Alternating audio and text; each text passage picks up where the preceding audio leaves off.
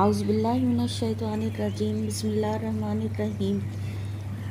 آج ہم حضرت ابو ذر غفاری رضی اللہ تعالیٰ عنہ کے بارے میں بات کریں گے۔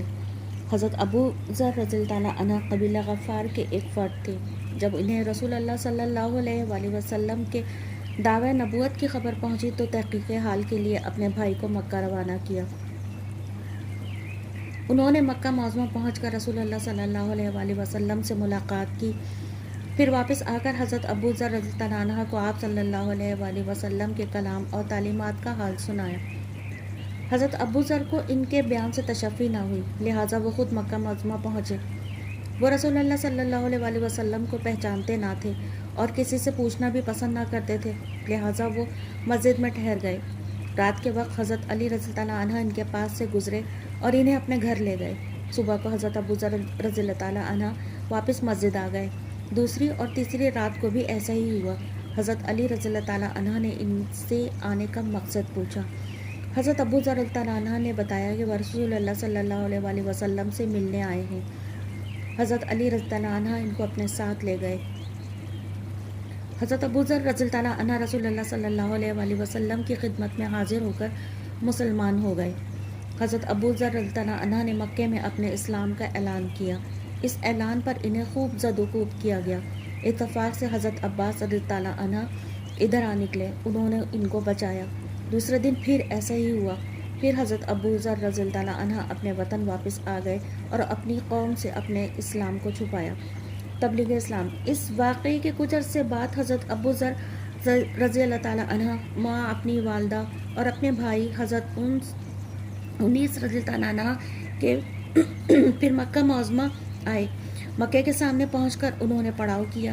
پہلے حضرت انیس رضی اللہ عنہ مکے میں گئے، رسول اللہ صلی اللہ علیہ وآلہ وسلم سے ملاقات ہوئی۔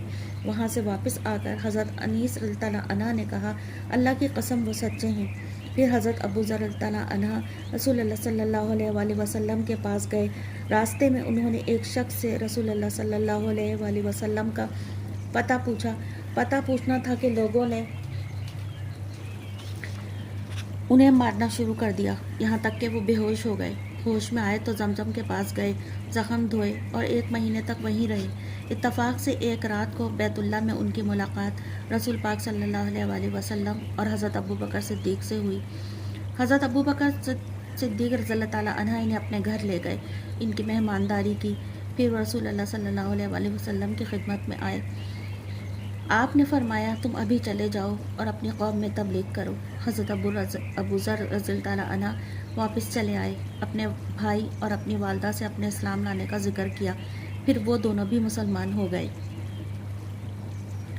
اس کے بعد حضرت ابو ذر اپنے وطن آ گئے۔ ان کی تبلیغ سے ان کی آدھی قوم مسلمان ہو گئی۔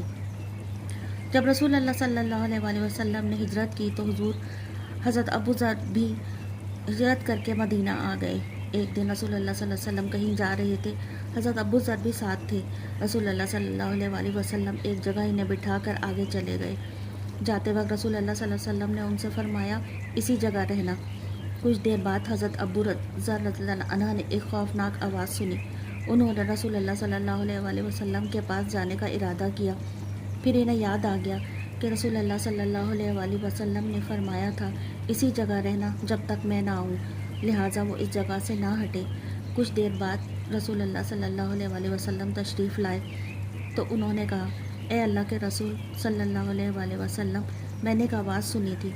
رسول اللہ صلی اللہ علیہ وآلہ وسلم نے فرمایا، کیا تم نے آواز سنی تھی؟ حضرت ابو ذر رضی اللہ تعالیٰ عنہ نے کہا، ہاں۔ رسول اللہ صلی اللہ علیہ وآلہ وسلم نے فرمایا، میرے پاس جبرائیل علیہ السلام آئے تھے اور وہ یہ کہہ کر گئے ہیں کہ آپ صلی اللہ علیہ وسلم کی امت میں سے جو شخص اللہ کے ساتھ شرک نہیں کرے گا وہ جنت میں جائے گا۔ میں نے کہا، اگرچہ وہ زنا کرے اور چوری کرے؟ حضرت جبرائیل علیہ السلام نے فرمایا، ہاں۔ حضرت ابو ذر رضی اللہ عنہ نے کہا، ذرائع تعجب وہی سوال کیا کہ اے اللہ کے رسول صلی اللہ علیہ وآلہ وسلم، اگرچہ وہ چوری کرے اور زنا کرے؟ آپ صلی اللہ علیہ وآلہ وسلم نے فرمایا، اگرچہ وہ زنا کرے اور چوری کرے۔ ایک مرتبہ انہوں نے رسول اللہ صلی اللہ علیہ وآلہ وسلم سے عرض کیا، آپ مجھے عامل کیوں نہیں بناتے؟ رسول اللہ صلی اللہ علیہ وآلہ وسلم نے اپنا ہاتھ ان کے شانے پر مار کر فرمایا، اے ابو ذر رضی اللہ تعالیٰ عنہ، تم کمزور ہو اور بے شک یہ ایک امانت ہے، اور بے شک قیامت کے دن یہ رسوائی اور ندامت کا باعث ہوگی، مگر اس کے لیے نہیں جو اس کو اس کے حق کے ساتھ لے اور جو ذمہ داریاں اس پر عائد ہوتی ہیں ان کو پورا کرے۔ حضرت ابو ذر رضی اللہ عنہ ایک مرتبہ رسول اللہ صلی اللہ علیہ وآلہ وسلم کی خدمت میں حاضر ہوئے۔ رسول اللہ صلی اللہ علیہ وآلہ وسلم سو رہے تھے، وہ چلے گئے، تھوڑی دیر بعد پھر آئے، رسول اللہ صلی اللہ علیہ وسلم سو رہے تھے۔ حضرت ابو ذر رضی اللہ عنہ پھر چلے گئے، تھوڑی دیر بعد پھر آئے، رسول اللہ صلی اللہ علیہ وآلہ وسلم بیدار ہو گئے تھے۔ رسول اللہ صلی اللہ علیہ وآلہ وسلم نے فرمایا، جو بندہ لا الہ الا اللہ کہے پھر اسی پر مر جائے تو وہ جنت میں داخل ہو جائے گا۔ حضرت ابو ذر رضی اللہ عنہ نے پوچھا، اگرچہ وہ زنا کرے اور چوری کرے؟ رسول اللہ صلی اللہ علیہ وآلہ وسلم نے فرمایا، اگرچہ وہ زنا کرے، چوری کرے۔ حضرت ابو ذر رضی اللہ عنہ نے 3 دفعہ اسی طرح سوال کیا اور نبی پاک صلی اللہ علیہ وآلہ وسلم نے ہر مرتبہ وہی جواب دیا۔ چوتھی مرتبہ آپ صلی اللہ علیہ وآلہ وسلم نے فرمایا، ابو ذر کی ناک خاک آلود ہو، وہ جنت میں جائے گا۔ حضرت ابو ذر رضی اللہ عنہ آپ کے پاس سے واپس ہوئے اور یہ کہتے جا رہے تھے، اگرچہ ابو ذر کی ناک خاک آلود ہو۔ حضرت ابو ذر رضی اللہ عنہ مال جمع کرنے کے خلاف تھے، بہت ہی سادہ لباس پہنتے تھے۔ ایک دن قریش کی ایک جماعت کے پاس پہنچے، انہوں نے سلام کیا، پھر کہا، مال جمع کرنے والوں کو بشارت دے دو کہ قیامت کے دن پتھر کا ایک ٹکڑا دوزخ کی آگ میں گرم کر کے ان کے پستان پر کے اوپر رکھا جائے گا اور شانے کی طرف سے نکال لیا جائے گا، پھر پیچھے رکھا جائے گا تو پستان میں سے نکال لیا جائے گا۔ یہ کہہ کر وہاں سے چلے آئے اور ایک ستون سے لگ کر بیٹھ گئے۔ حضرت احنف بن قیس رحمۃ اللہ علیہ بھی ان کے پیچھے پیچھے آئے اور ان کے پاس جا کر بیٹھ گئے۔ حضرت احنف رحمۃ اللہ علیہ نے ان سے کہا، میں سمجھتا ہوں کہ لوگوں نے تمہاری بات کو اچھا نہیں سمجھا۔ حضرت ابو ذر رضی اللہ عنہ نے کہا، یہ لوگ نہیں سمجھتے۔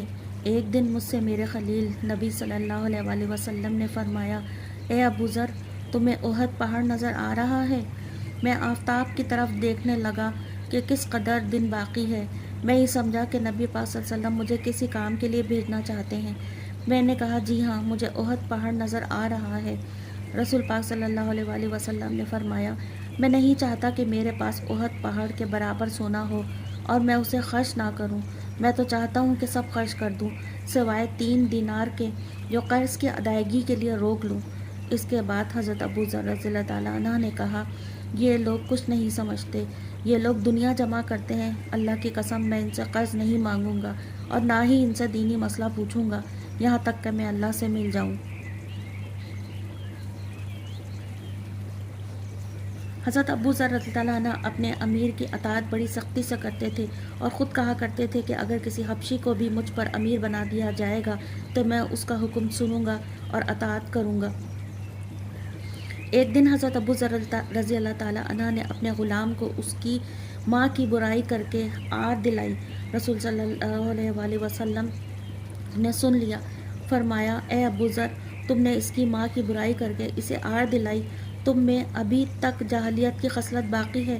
تمہارے غلام بھائی ہیں، جس کے پاس غلام ہو اسے چاہیے کہ جو خود کھائے وہی اسے کھلائے، جو خود پہنے اسے پہنائے، ان سے ایسا کام نہ لے جو ان پر غالب آ جائے، اگر لے تو ان کی مدد کرے۔ اس حدیث کی روشنی میں حضرت ابو ذر رضی اللہ تعالیٰ عنہ جو کپڑا خود پہنتے تھے وہی اپنے غلام کو پہنایا کرتے تھے۔